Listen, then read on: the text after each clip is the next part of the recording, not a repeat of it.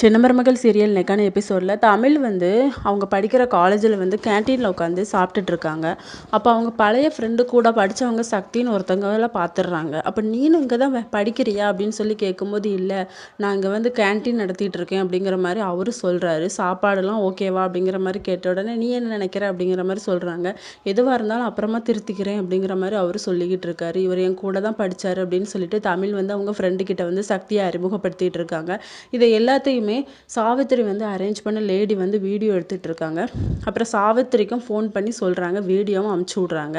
இப்படி அந்த பொண்ணு அந்த பையன் கூட பேசிக்கிட்டு இருக்கு. அது அந்த பையன் கூட படிச்ச பொண்ணா, அவளை லவ் பண்ணியிருக்கான் அந்த பையன் அப்படிங்கிற மாதிரி நடந்த விஷயத்த எல்லாமே சொல்லிடுறாங்க. சாவித்திரி இந்த ஒன்று போதும் அப்படின்னு சொல்லிட்டு நேராக சேதுக்கிட்ட வராங்க.